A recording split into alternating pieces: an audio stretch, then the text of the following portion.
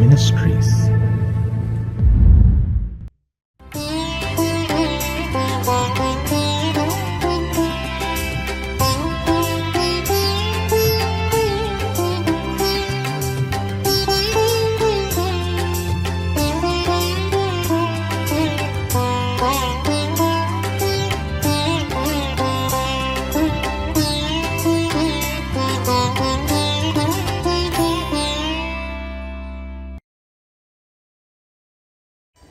ஆண்டவரும் இரட்சகருமாகிய இயேசு கிறிஸ்துவின் நாமத்தினாலே காட் கூசிஸ் மினிஸ்ட்ரீஸின் யூடியூப் சேனல் வாயிலாக உங்களை சந்திப்பதில் பெரும் மகிழ்ச்சி அடைகிறேன்.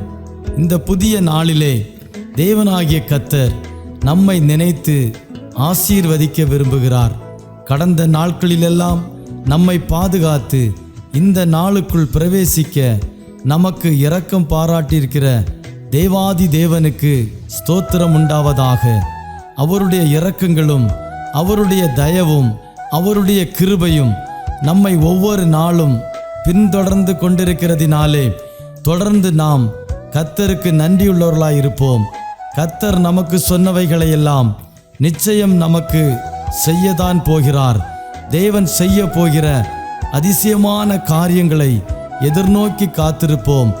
நம்முடைய நம்பிக்கையிலே விசுவாசத்திலே உறுதியாய் நாம் தரித்திருப்போம்.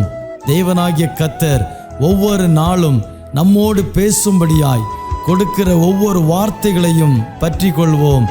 ஏனெனில் கர்த்தருடைய ஒவ்வொரு வார்த்தையிலும் ஜீவன் உண்டு. அந்த ஜீவனுள்ள வார்த்தைகளை நம்பி காத்திருப்போம். தேவனாகிய கர்த்தர் பெரிய காரியங்களை செய்வாராக. ஆமென்.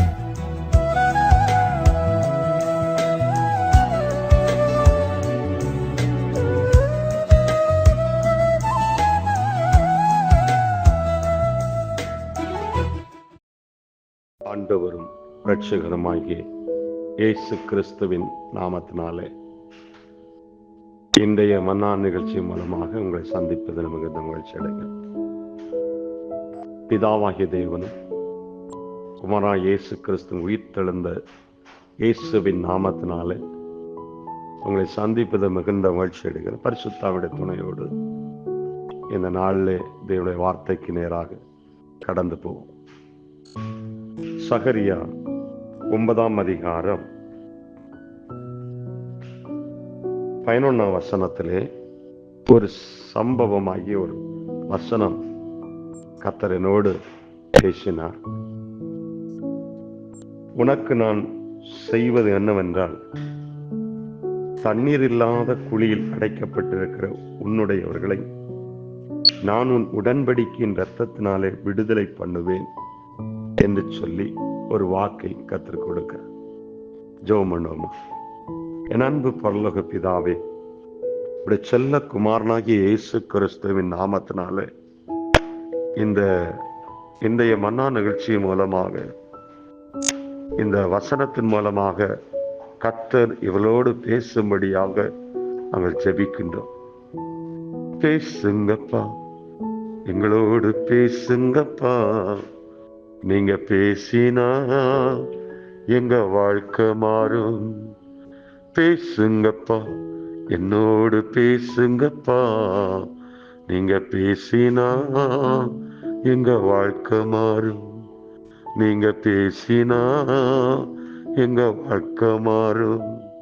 இன்றைக்கு கர்த்தர் ஒவ்வொரு பிள்ளைகளோடு பேசும்படியாக ஜெபிக்கிறோம் ராஜா.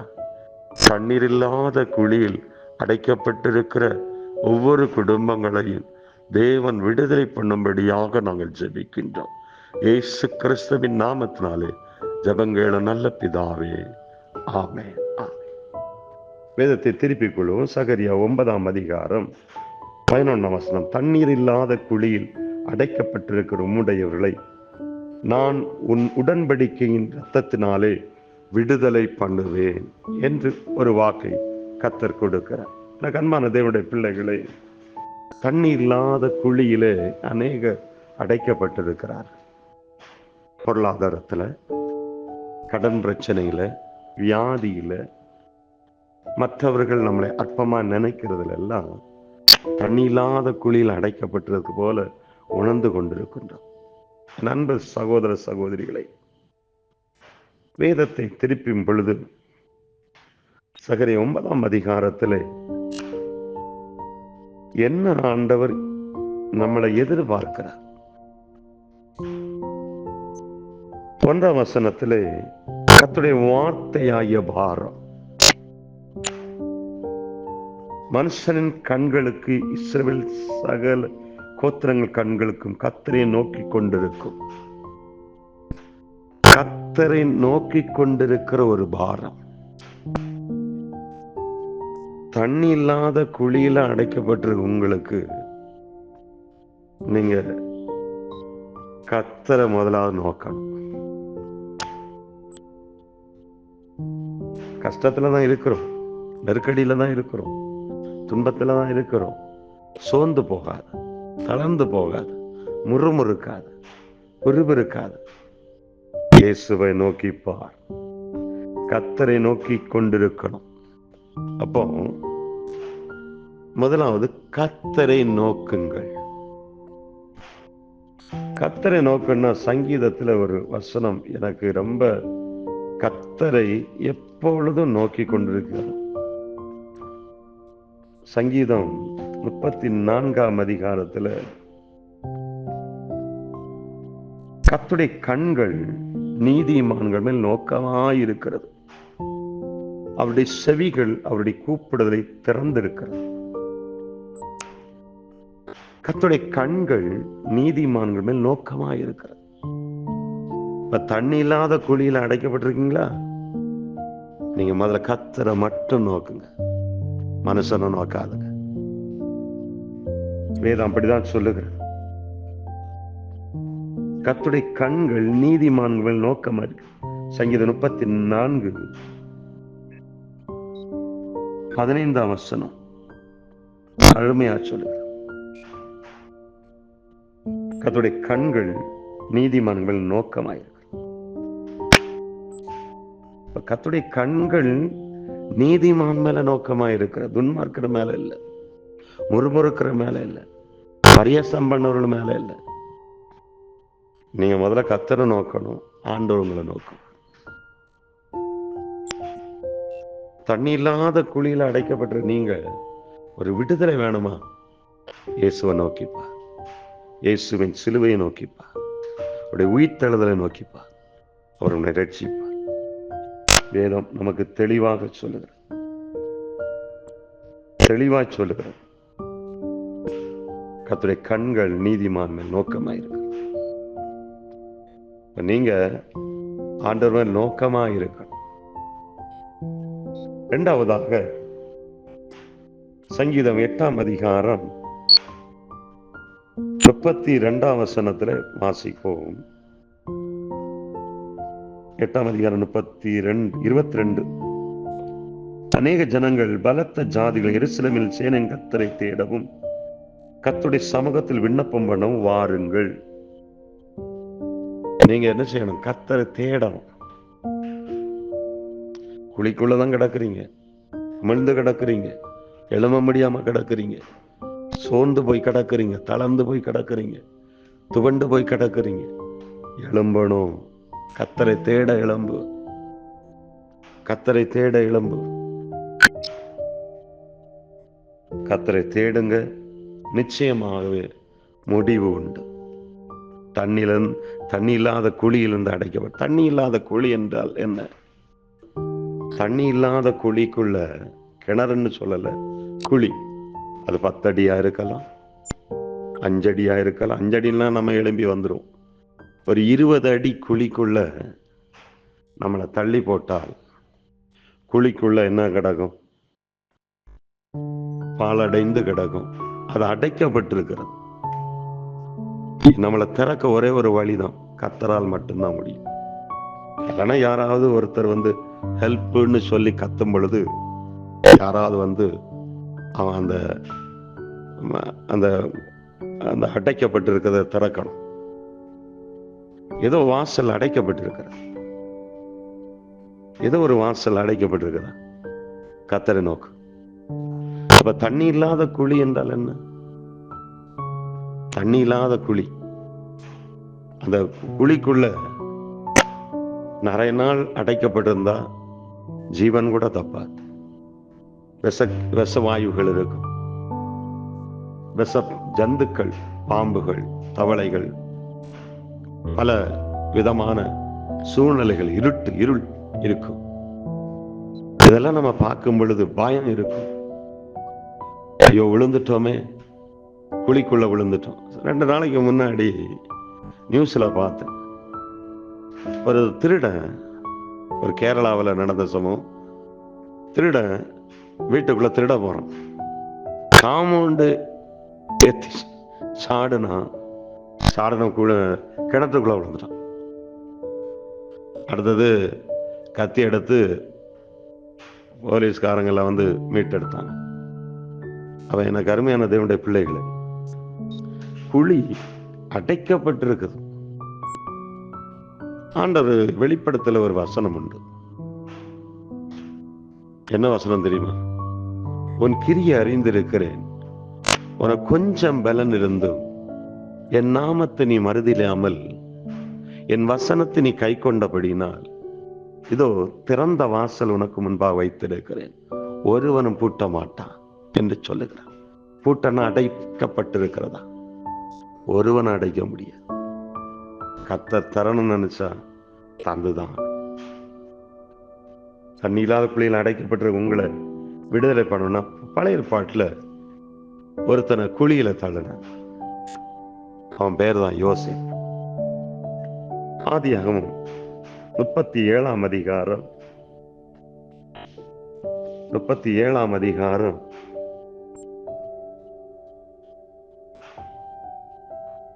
24 வசனத்தை வாசிக்கும் பொழுது, அவனை எடுத்து அந்த குழியிலே போட்டார்கள், அது தண்ணி இல்லாத வெறும் குழியாய் இருந்தது.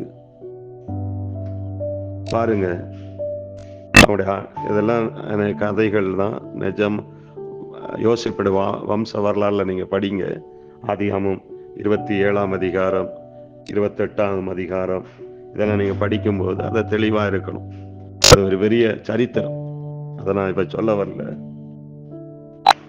அவன் வந்து ஒரு சொப்பனம் கண்டான்.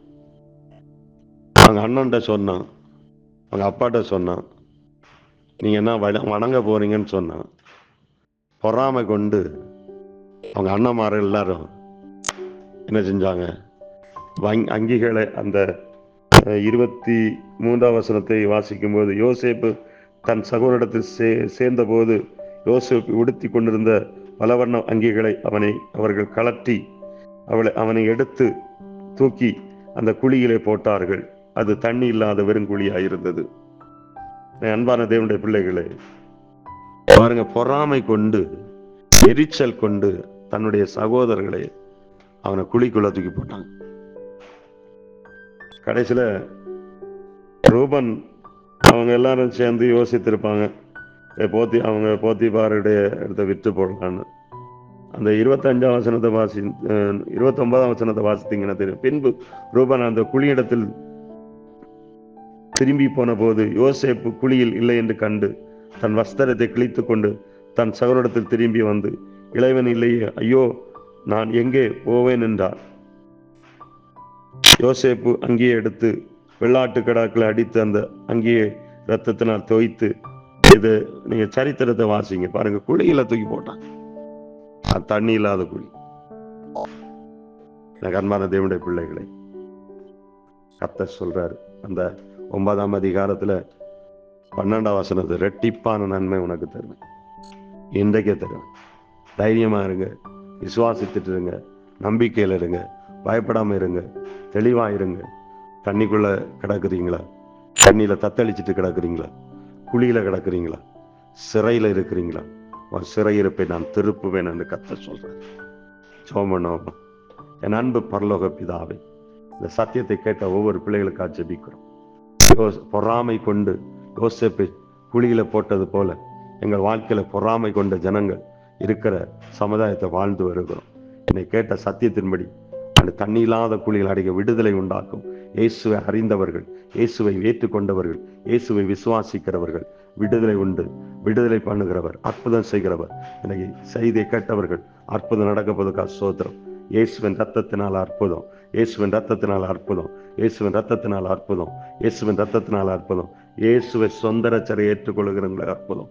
இயேசுவை சொந்த ரட்சரை ரட்சிக்கப்பட்டு மூழ்கி ஞானஸ்நானம் எடுத்து திருவிருந்தில் கலந்து விடு, அவருடைய ரத்தத்தையும் அவருடைய பானத்தையும் பானம் பண்ண விடு, விடுதலை உண்டு என்று சொல்லி இயேசுவின் நாமத்தில் நான் ஜெபிக்கிறேன். இந்த செய்தி கேட்ட ஒவ்வொரு பிள்ளைகளுக்கும் அற்புதம் நடக்கட்டும், அதிசயம் நடக்கட்டும், நன்மை செய்யட்டும். கர்த்தர் பேசுங்கப்பா, ஒவ்வொருவோடு பேசுங்க.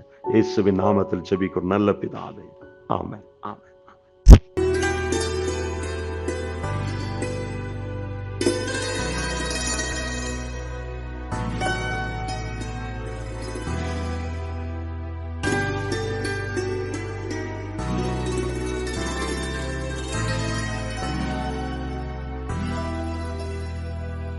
சொந்தம் என்று சொல்லிக்கொள்ள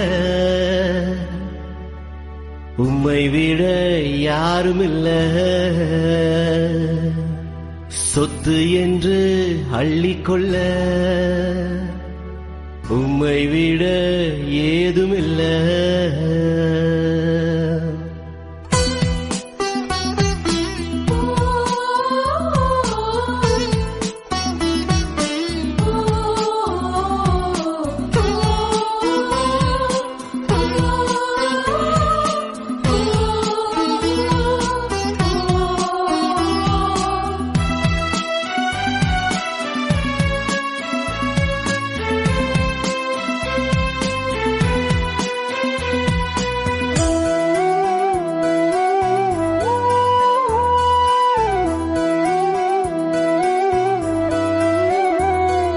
சொந்தம் என்று சொல்லிக்கொள்ள உம்மை விட யாருமில்ல, சொத்து என்று அள்ளிக்கொள்ள உம்மை விட ஏதுமில்ல. இயேசுவே இயேசுவே எல்லாம் இயேசுவே, இயேசுவே இயேசுவே எனக்கெல்லாம் இயேசுவே. சொந்தம் என்று சொல்லிக்கொள்ள உம்மை விட யாருமில்ல, சொத்து என்று அள்ளிக்கொள்ள உம்மை விட ஏதுமில்ல.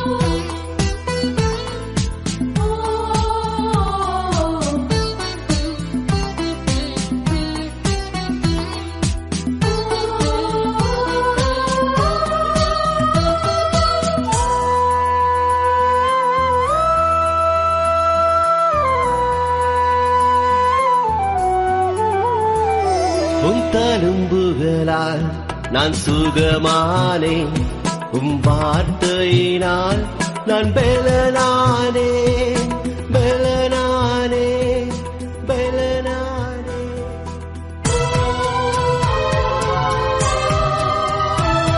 உம் தழும்புகளால் நான் சுகமானேன், உம் வார்த்தையினால் நான் பெலனானேன், பெலனானே பெலனானே.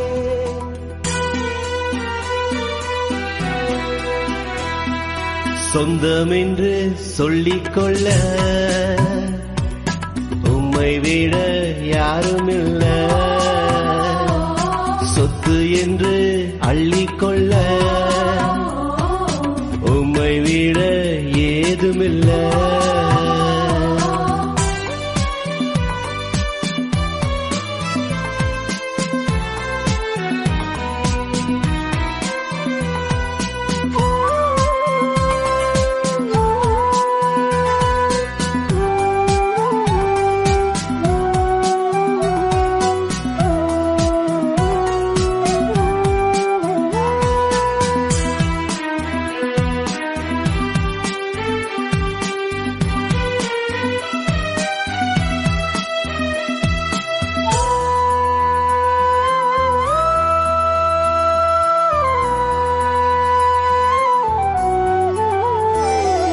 கிருபையினால் நான் பிழைத்துக் கொண்டேன், உம் பாசத்தினால் நான் திகைத்து போனேன், திகைத்து போனேன், திகைத்து போனேன். உம் கிருபையினால் நான் பிழைத்துக் கொண்டேன், உம் பாசத்தினால் நான் திகைத்து போனேன், திகைத்து போனேன், திகைத்து போனேன். சொந்தமென்று சொல்லிக்கொள்ள உம்மை விட யாருமில்ல, சொத்து என்று அள்ளிக்கொள்ள உம்மை விட ஏதுமில்ல.